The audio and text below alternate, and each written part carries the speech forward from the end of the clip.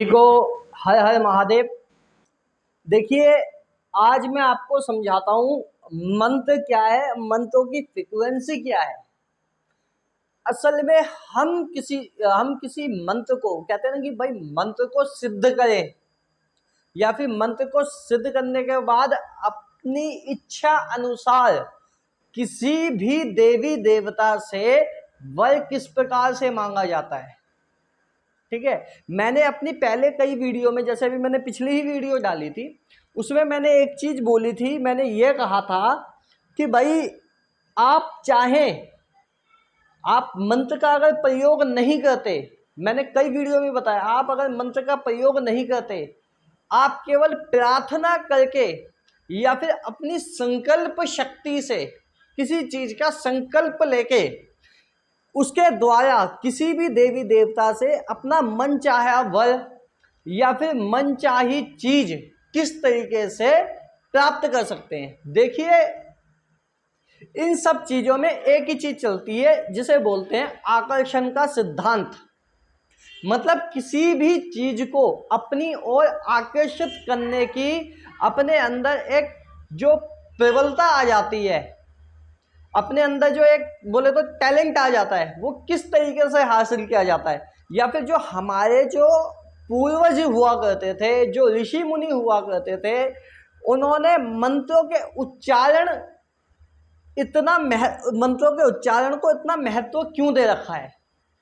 असल में ऐसा क्या है मंत्रों के अंदर जो कि हम अपनी सोच से या फिर अपनी किसी भी चीज को जो भी हमको चाहिए उसको अपनी ओर आकर्षित किस प्रकार से करते हैं। देखिए, हम क्या करते हैं, मंत्र पढ़ते तो हैं लेकिन मंत्रों में एक आवाज नहीं होती, एक फ्रीक्वेंसी नहीं होती। आपने ब्राह्मणों को देखा होगा जो ज्ञानी ब्राह्मण है, ज्ञानी ब्राह्मणों की बात कर रहा हूं मैं, झोला छाप की बात नहीं कर रहा, जो ऐसे कहीं पे भी बैठे हुए हैं, जो असल में जो गुरुकुल से शिक्षित ब्राह्मण है, उनको अपनी आवाज के ऊपर बड़ा काम करना पड़ता है। बचपन से उस चीज की उनको ट्रेनिंग दी जाती है कि किस प्रकार से आपको मंत्रों को बोलना है, किस प्रकार से इसकी फ्रीक्वेंसी होनी चाहिए, जो कि आपका ये मंत्र जो है सीधा ब्रह्मांड की ऊर्जा से जाके मिले, और ब्रह्मांड की ऊर्जा से जाके मिलके आपके पास तक जो भी आपको चीज चाहिए, जो भी आपको वस्तु चाहिए, किस हिसाब से आपके पास तक आएगी, है ना। ये इस चीज की पूरी प्रैक्टिस करवाई जाती है उनको बचपन से ही। देखिए, अब मैं खुल के बताता हूं कि आखिर में मैं कहना क्या चाहता हूं।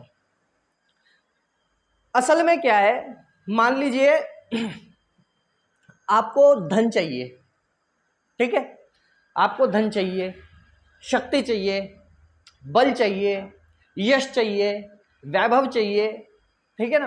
अब इन चीजों को पाने के लिए हमारे जो ग्रंथ हैं, हमारे वेद हैं, हमारे पुराण हैं, हर चीज में अलग अलग विस्तार से बड़े तरीके से बताया गया है, और हर चीज को एक मंत्र में कह दिया गया है। अब जैसे समझ लीजिए गणेश जी का ही मंत्र उठा लेते हैं हम, जो सबसे ज्यादा उपयोग में लिया जाता है। कहते हैं कि वक्रतुंड महाकाय सूर्यकोटि समप्रभा निर्विघ्नं कुरु मे देव सर्वकार्येषु सर्वदा।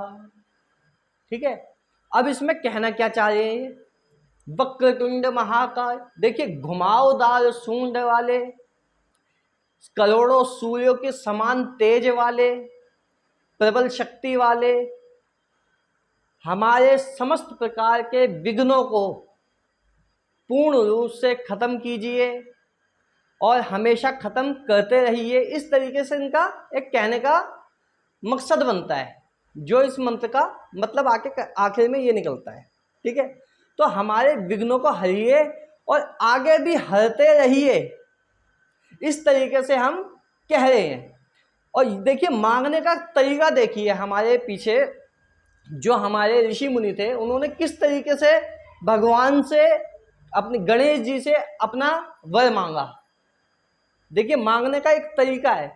इन्होंने कहा कि भाई, मतलब पहले तो उनकी स्तुति की अच्छे से, स्तुति करने के बाद उन्होंने कहा कि हमारे समस्त प्रकार के विघ्नों को पूर्ण रूप से हरिए और सर्व कार्येषु सर्वदा, मतलब अभी हरिए और आगे भी जीवन भर हरते रहिए, मतलब एक ही बारी में उन्होंने सब कुछ मांग लिया। तो इसी प्रकार से मंत्र काम करते हैं, इनकी फ्रीक्वेंसी काम करती है। उसी को हम प्रार्थना लगा के भी कह सकते हैं। आपको कोई मंत्र नहीं आता, कोई स्तुति नहीं आती भगवान की, है ना, कोई मंत्र नहीं आता, कोई स्तुति नहीं आती, आप केवल प्रार्थना लगाइए, अपने इष्ट से आंखें बंद कीजिए, हाथ जोड़िए, हाथ जोड़ के उनसे सच्चे दिल से प्रार्थना लगाइए। जब हम एक ही मंत्र को, देखिए पंडित जी बताते हैं कि हम इस मंत्र को आप 21 दिन कीजिए, 41 दिन कीजिए, 31 दिन कीजिए, वो एक दिन बताते हैं और टाइमिंग भी बताते हैं कि भाई इसी टाइम पे बैठ के आपने ये वाला मंत्र उपयोग में लेना है। इसी मंत्र को आपको बार बार बार बार बार बार रटना है। इस मंत्र की आपने माला, इतनी माला जपनी है, ठीक है, 108 माला या 100 माला, जो भी माला जपनी होगी आपने, वो माला आपको बता देते हैं। और आप देखते हैं कि भाई ये चीज काम भी करने लगती है कई बार। अगर आप सच्चे दिल से काम करते हैं, इस मंत्र को पकड़ के बैठते हैं, या किसी भी मंत्र को, पंडित जी के दिए हुए मंत्र को आप पकड़ के बैठते हैं, तो ये मंत्र आपके अच्छे तरीके से काम भी करने लग जाते हैं। अब भाई काम कैसे करते हैं? जब भी हम ब्रह्मांडीय शक्ति से कोई भी चीज बार बार बार बार बार बार बार बार दोहराते हैं, एक ही चीज को बार बार दोहराते हैं और मांगते हैं सही तरीके से, हमारा तरीका मांगने का सही होता है, अच्छे काम के लिए हम मांगते हैं, अच्छी नीयत से हम मांगते हैं, तो वो 1001% वो पूरा होगा ही होगा, उसको कोई रोकने वाला नहीं है। आप कोई सा भी मंत्र उठा लीजिए, जैसे कहते हैं वंदे देव मापतिम सुरगुरुम वंदे जगत्तारणम, वंदे पन्नक भूषणम मृगधरम वंदे पशुम्नापतिम, वंदे सूर्य शशांक वंदिनयनम वंदे मुकुंदम प्रियम, वंदे भक्त जनासजम च पदे वंदे शिवम शंकरम, है ना। तो इस तरीके से हम स्तुति करें भगवान शिव की, है ना। भगवान शिव के हमने कई नाम भी ले दिए इसमें, उनकी स्तुति भी की है। उस तरीके से हम क्या करते हैं, हम अपने देवी या देवता को मंत्रों के द्वारा रिझाते हैं। जब हम उनको, अपने देवी देवता को रिझाते हैं, रिझाने के बाद वो प्रसन्न होकर, क्या प्रसन्न होकर हमको अपना आशीर्वाद देते हैं। आशीर्वाद के तौर पर हमको आखिर में, देखो देवी देवता को पता होता है कि हमारे भक्त को चाहिए क्या। मान लीजिए, अब मैं एक चीज और बताता हूं, देखिए नास्तिकों के लिए भी बता देता हूं, क्योंकि मेरा मानना यह है, नास्तिकों के लिए क्यों बताता हूं मैं, ज्यादातर नास्तिकों के लिए मैं इसलिए बताता हूं क्योंकि मुझे पता है कि भाई आने वाले समय में, क्या आने वाले समय में जब एक नास्तिक किसी अच्छे चीज के लिए भी मांगता है, अच्छे काम के लिए मांगता है, क्यों नास्तिक असल में नास्तिक बनता क्यों है? क्योंकि वो बेचारा खुद परेशान हो जाता है। वो परेशान इसलिए हो जाता है जब उसकी, वो दर दर पे मत्था टेक लेता है और उसकी पुकार पूरी नहीं होती। जब वो परेशान हो जाता है बुरी तरीके से, तब जाके वो कहता है हटा यार छोड़, मैंने कुछ नहीं करना, मैं किसी को नहीं मानता। इस तरीके से उसके शब्द आ जाते हैं, फिर उसके बाद में उसका भरोसा उठ जाता है। भरोसा उठ क्यों जाता है? असल में बचपन से ही हमारे दिमाग में बड़ी गलतफहमियां डाली गई हैं।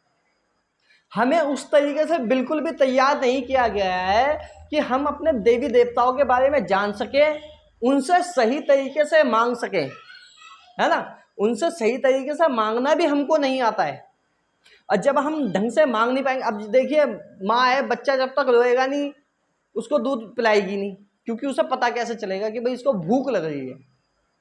असल में मैं कहता हूं मांगो, अपने देवी देवता से खुल के मांगो। अनंत कोटि ब्रह्मांड नायक, मैं क्यों कहता हूं इनको, क्योंकि अनंत ब्रह्मांडों के राजा हैं, और किसी राजा के पास जाके आप कह रहे हैं कि हे भगवान हमारी नमक रोटी चल जाए, इतना ही काफी है। अब फिर तुम पकड़े हो उसी भगवान को गाली, अब आपकी सुनी ना उनने, खाली नमक रोटी मांगी तो नमक रोटी ही चला रहे हैं। मैं कहता हूं भाई कभी शाही पनीर मांगो, कभी कुछ मांगो, कभी कुछ मांगो, खूब मांगो। उनसे कहो कि भाई हमको करोड़ों की संपत्ति दे, अरबों की संपत्ति दे। जब आपके पास संपत्ति होगी तभी तो आप दान भी करेंगे। लोग कहते हैं कि भाई, कुछ लोग, देखिए मैं सीधी सीधी बात करता हूँ, देखिए लोग कहते हैं कि भाई हम भगवान की भक्ति में ही लीन रहना चाहते हैं, हमें कुछ नहीं चाहिए इसके अलावा। देखिए ज़रूरत सबको होती है। अगर आप गृहस्थ में है, ये चीज़ देखिए साधु संत के लिए सही है कि भाई उनको मोह ना हो जाए पैसे से। इस वजह से मैं कहता हूं कि साधु संतों के लिए ये चीज़ सही है कि भाई उनके ना मोह ना उनको कोई रुकावट आए अपने इष्ट तक पहुंचने के लिए। लेकिन जो आप गृहस्थ लोग हैं, गृहस्थ भी एक संन्यास है ना, इससे बड़ा संन्यास कहीं नहीं है, गृहस्थ से बड़ा संन्यास कहीं नहीं है, मेरा मानना है। असल में क्या है, आपको अपने घर वालों की भी जरूरतें पूरी करनी होती है, अपनी जरूरतें भी पूरी करनी होती है, भगवान का नाम जाप भी करना होता है। लेकिन जब तक आपके पास धन नहीं होगा तो आप किस प्रकार से आप भगवान का नाम लेंगे, या फिर जब पेट में रोटी नहीं होगी तो फिर नाम भी नहीं निकलेगा, मेरा ये मानना है, ठीक है ना। तो असल में क्या है, आपको रोटी की व्यवस्था करनी है तो आप खुल के मांगिए अपने देवी देवता से। यूं मत कहिए कि नमक रोटी दे दो भाई मेरे को काफ़ी है। अरे मांगो, खूब मांगो, ठीक है ना, भर के मांगो। आप एक राजा के पास गए हो और राजा के पास जाकर आप कह रहे हो कि भाई हमको नमक रोटी दे दो, राजा तुमसे सामने से कह रहा है कि भाई तुम्हें क्या चाहिए तुम बोलो। अब आप कह रहे हो नमक रोटी दे दो हाथ फैला के, तो वो नमक रोटी में ही टरकाएगा ना आपको। वो सोचेगा कि भाई पता नहीं मांग क्या रहा है, ये साला बेवकूफ़ आ गया यहाँ पे। आप खुल के मांगो, करोड़ों मांगो, अरबों मांगो, देखो ब्रह्मांड के नायक हैं वो, ठीक है। और इस हिसाब से मेहनत भी करो अपनी, जो भी आपकी कार्यशैली है उसमें अपना 100% दो, समझ गए। और आपकी जो भी इच्छा है वो पूर्ण होगी ही होगी, 1001% होगी, ठीक है। बाकी लक्ष्मी के लिए देखिए, अभी मैं वीडियो बहुत लंबी हो जाएगी, लक्ष्मी प्राप्ति हेतु मैं आगे चल के आपको कुछ उपाय भी बताऊंगा कि किस किस तरीके से आपकी रसोई से आप किस तरीके से अपने घर के अंदर थोड़े बहुत बदलाव करके ही लक्ष्मी प्राप्ति कर सकते हैं। यंत्र बताऊंगा आपको, मंत्र भी बताऊंगा इस चीज़ को लेके, क्योंकि बहुत से लोग हैं कि परेशान है, कहते हैं कि भैया हमारा काम नहीं चल रहा, हमारा ये नहीं चल रहा, हम जिस काम में हाथ डालते थे वो मिट्टी हो जाता है, मतलब इस तरीके से लोग बहुत होते हैं। तो असल में क्या है, उन चीज़ों के लिए हमारी बहुत सारी गलतियां हैं जो हमें सुधारनी है। हम घर के अंदर से अपनी गलतियों की शुरुआत कर देते हैं। दूसरी चीज, आगे आता हूं, जब आप मंत्र जाप करते हैं, ठीक है, जब आप मंत्र की फ्रिक्वेंसी को पकड़ लेते हैं या फिर आप अपने तरीके से प्रार्थना करते हैं, प्रार्थना बिल्कुल अच्छे से लगाएं। देखिए हर मंत्र में आपने सुना होगा, सबसे पहले भगवान की स्तुति होती है, फिर उसके बाद में आप भगवान से कुछ मांगते हैं। हर मंत्र में ये है, पहले भगवान की स्तुति है, उनकी तरीके से तारीफ की जाती है, फिर उसके बाद में मांगा जाता है। असल में क्या है, देखिए जब भी हम प्रार्थना लगाते हैं अपने किसी भी देवी या देवता से प्रार्थना लगाते हैं, और हम सबसे पहले बिना उनको शुक्रिया किए, चाहे ये आप प्रकृति से मांग रहे हैं, चाहे आप ब्रह्मांड की ऊर्जा से मांग रहे हैं, चाहे आप अपने देवी देवता से मांग रहे हैं, मेरा मानना है सब एक ही है असल में। तो असल में क्या होता है, जब भी हम किसी देवी देवता से मांगते हैं तो सबसे पहले आप उनका शुक्रगुजार होना चाहिए। देखिए आजकल एक वो भी चल रहे हैं, गुरुजी करके हैं एक, अब वो है नहीं, उन्होंने शरीर त्याग दिया अपना, गुरुजी करके बहुत फेमस हो रखे हैं। तो वो कहते हैं कि शुक्राना जरूर करें, है ना, शुक्राना जरूर करें। वो क्यों कहते हैं, जितने भी बड़े बड़े संत हैं, जितने भी मतलब आपको सही लेवल पे बैठे हुए संत मिलेंगे, वो कहेंगे पहले शुक्राना करो, उसके बाद में पहले अपने चीज जो आपको मिला है आज तक, चाहे एक कमरा क्यों ना है, छोटा सा कमरा है, पहले उसका शुक्रिया अदा करो, फिर उसके बाद में आप अपने देवी या देवता से, अपने ब्रह्मांड से या किसी से भी आप पूर्ण रूप से वो चीज मांगो। कैसे, क्यों शुक्रिया करना जरूरी क्यों है? असल में क्या होता है, जैसे हम खुद हैं, मैं हूं, मान लीजिए मेरे पास 5-6 कारें हैं, ठीक है, अब मैंने आपको सबसे अपनी जो हल्की कार है वो दी, है ना, हल्की कार देने के बाद आप क्या करें हैं, उस कार की बिल्कुल भी इज्जत नहीं करें, उसको आपने मिट्टी लगा रखी है, धो नहीं रहे हो, जैसे पड़ी है वैसे पड़ी है, चल गई, पेट्रोल नहीं डलवाया, कुछ भी है, आप उसकी इज्जत नहीं करें। मैं ये चीज़ देख रहा हूँ, मुझे पता है कि ये मेरी चीज़, दी हुई चीज़ की इज्जत नहीं कर रहा है बिल्कुल भी। असल में क्या है, जब मुझे पता है ये मेरी इज्जत नहीं कर रहा है, मेरी चीज़ की दी हुई इज्जत नहीं कर रहा, तो मैं अच्छी चीज़ है इसको और कैसे दे दूँ, क्यों दूँ, किस लिए दूँ, समझ गए। तो असल में ये होता है कि आपके पास जो भी चीज़ है, जो परमात्मा की दी हुई चीज़ है, सबसे पहले उसका शुक्रिया अदा करना सीखें। जब तक आप शुक्रिया अदा उस चीज़ का नहीं करेंगे तब तक बिल्कुल भी भूल जाइए कि इसके अलावा आपको कुछ और मिलेगा। ठीक है, तो सबसे पहले शुक्रिया अदा करना सीखिए जो भी आपको मिला है। फिर उसके बाद में जो आगे का प्रोसेस होता है हमारे मंत्रों से लेके हर चीज़ तक, ठीक है ना। तो पहले शुक्रिया अदा कीजिए, फिर उसके बाद में आगे वाली आने वाली चीज़ को आप मांगिए अच्छे तरीके से। ठीक है, उम्मीद करता हूँ आपको समझ में आ गई होगी। आगे चल के मैं आपको और चीज़ें भी बताऊंगा किस किस तरीके से कैसे क्या चीज़ होती है, लक्ष्मी को आकर्षित करने के लिए हम क्या क्या कर सकते हैं, कैसे कैसे कर सकते हैं। तो अगली वीडियो में बात करेंगे। 15 मिनट का वीडियो हो गया। हर हर महादेव, जय श्री राम।